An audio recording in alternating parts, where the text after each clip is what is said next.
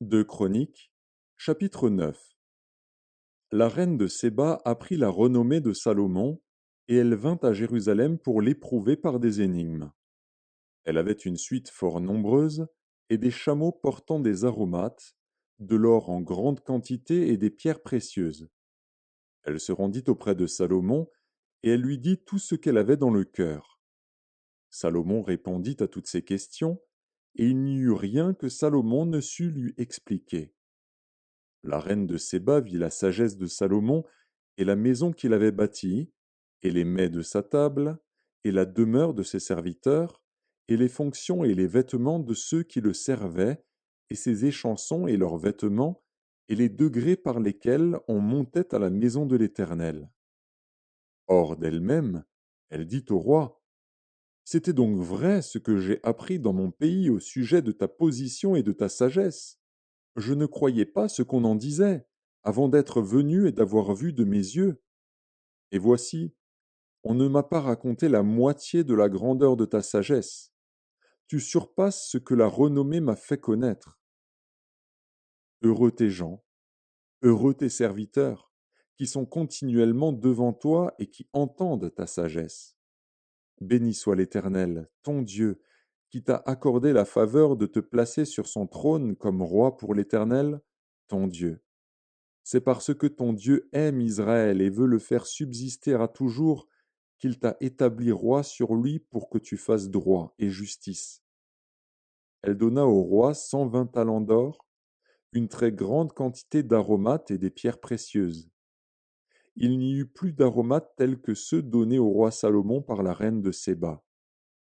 Les serviteurs de Huram et les serviteurs de Salomon, qui apportèrent de l'or d'Ophir, amenèrent aussi du bois de santal et des pierres précieuses. Le roi fit avec le bois de santal des escaliers pour la maison de l'Éternel et pour la maison du roi, et des harpes et des luttes pour les chantres. On n'en avait pas vu de semblable auparavant dans le pays de Juda.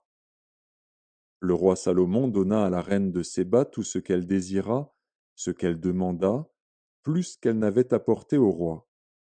Puis elle s'en retourna et alla dans son pays, elle et ses serviteurs. Le poids de l'or qui arrivait chaque année à Salomon était de 666 talents d'or, outre ce qu'il retirait des négociants et des marchands qui en apportaient, de tous les rois d'Arabie et des gouverneurs du pays, qui apportaient de l'or et de l'argent à Salomon. Le roi Salomon fit 200 grands boucliers d'or battus, pour chacun desquels il employa 600 cycles d'or battus, et 300 autres boucliers d'or battus, pour chacun desquels il employa 300 cycles d'or. Et le roi les mit dans la maison de la forêt du Liban. Le roi fit un grand trône d'ivoire, et le couvrit d'or pur. Ce trône avait 6 degrés, et un marchepied d'or attenant au trône. Il y avait des bras de chaque côté du siège. 2 lions étaient près des bras, et 12 lions sur les 6 degrés de part et d'autre. Il ne s'est rien fait de pareil pour aucun royaume. Toutes les coupes du roi Salomon étaient d'or, et toute la vaisselle de la maison de la forêt du Liban était d'or pur. Rien n'était d'argent, on n'en faisait aucun cas du temps de Salomon. Car le roi avait des navires de Tarsis naviguant avec les serviteurs de Huram. Et tous les 3 ans arrivaient les navires de Tarsis, apportant de l'or et de l'argent, de l'ivoire, des singes et des paons. Le roi Salomon fut plus grand que tous les rois de la terre par les richesses et par la sagesse. Tous les rois de la terre cherchaient à voir Salomon pour entendre la sagesse que Dieu avait mise dans son cœur. Et chacun d'eux apportait son présent, des objets d'argent et des objets d'or, des vêtements, des armes, des aromates, des chevaux et des mulets, et il en était ainsi chaque année.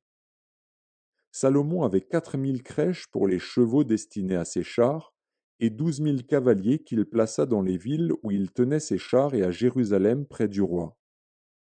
Il dominait sur tous les rois, depuis le fleuve jusqu'au pays des Philistins et jusqu'à la frontière d'Égypte.